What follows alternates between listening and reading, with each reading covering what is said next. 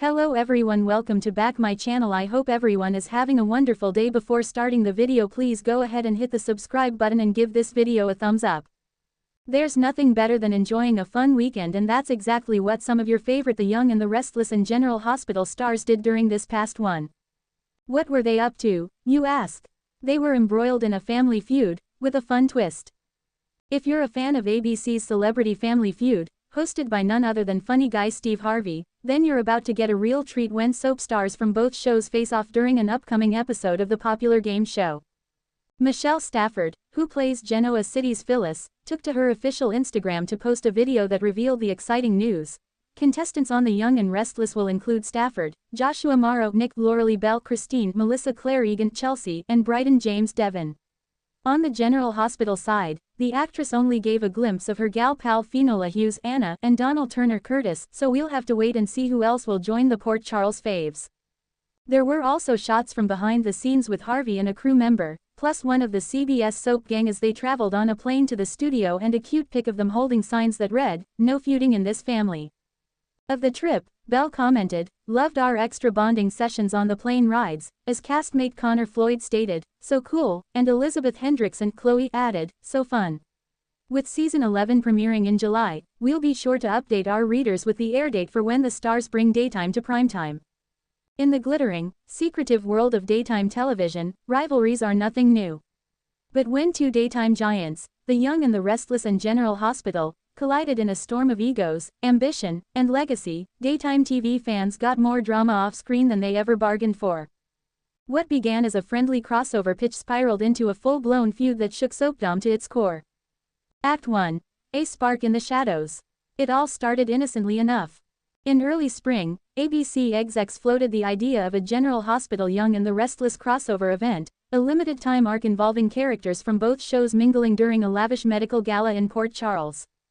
The concept: beloved Genoa City business moguls would sponsor the fundraiser while Port Charles's own heroes worked the hospital floors.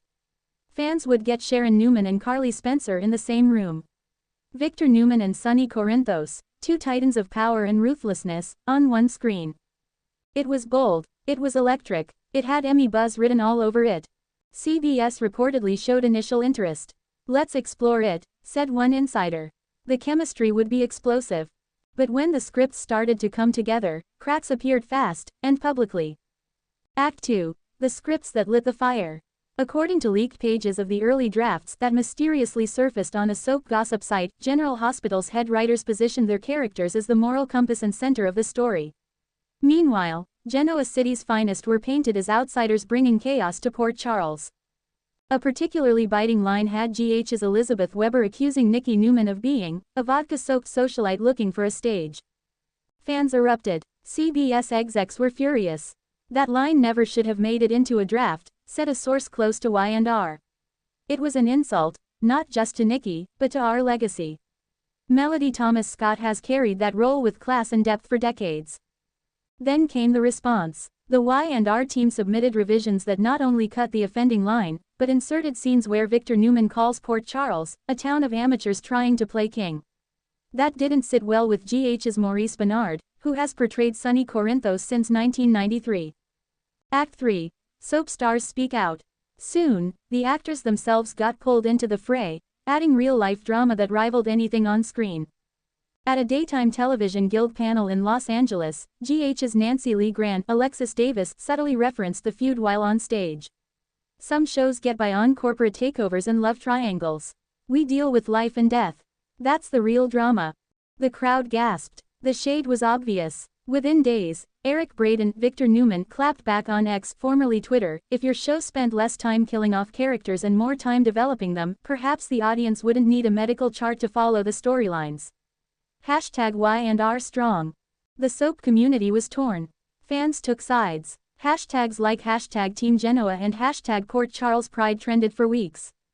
Tabloids dubbed it the soap opera civil war. Act 4. Behind closed studio doors. Behind the scenes, things only got worse. The crossover, once scheduled for a summer airing, was officially shelved in June. Creative differences, read the polite press release. But insiders told a different story. "There were shouting matches in the writers' rooms," said a production assistant who worked briefly on both shows.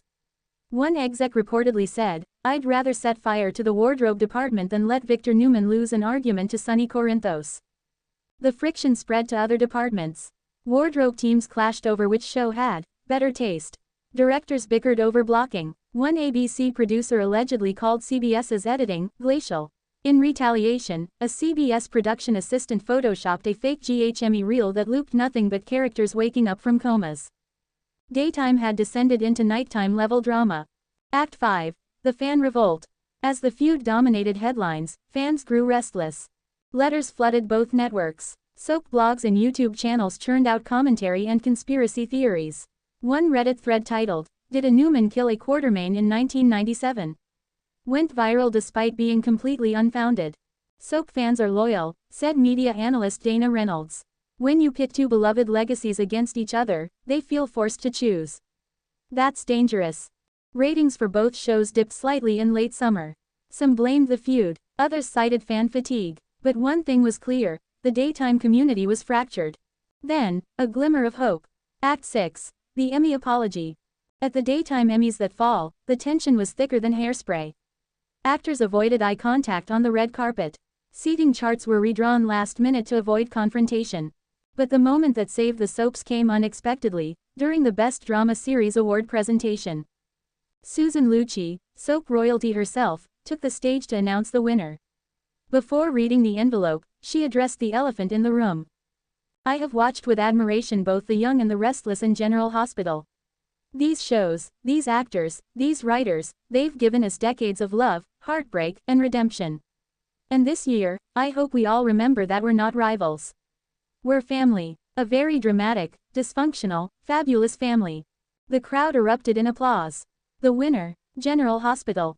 As the cast ascended the stage, it was Maurice Benard who shocked the audience. He called Eric Braeden up from the crowd. "This man is a legend," he said. "And we wouldn't be here without shows like Y&R. Let's bring the love back." They hugged. It wasn't just for show. Something had shifted. Act 7. Peace in the Afternoon. In the months that followed, tensions eased. CBS and ABC quietly resumed discussions, not about a crossover, but about mutual promotion and preservation. Both networks recognized a deeper truth. In an era of streaming dominance and AI-generated content, daytime soaps were endangered species. Fighting among themselves only hastened the threat. Instead, the two shows launched a joint campaign, Soaps United, Drama Lives Here. The promo featured iconic moments from both shows, ending with a powerful voiceover. "We may live in different cities, but we speak the same language: love, loss, loyalty, and revenge." Fans rejoiced. Viewership rebounded. Soap opera fandom, battered but resilient, healed. Epilogue. A feud for the ages. To this day, the infamous 2025 Y&R GH feud remains a juicy chapter in daytime history. No crossover ever aired, no characters crossed over, but in the ashes of the feud, a stronger, more united soap world emerged. And in true soap fashion, just when things seemed calm, rumors began swirling. CBS was in early talks with Days of Our Lives. Stay tuned. Word count: 1,507. Let me know if you want a more satirical, scandal-heavy version or if you'd like this adapted into a script-style format. Thanks for watching this video and please subscribe our Update World 24 YouTube channel for more update news.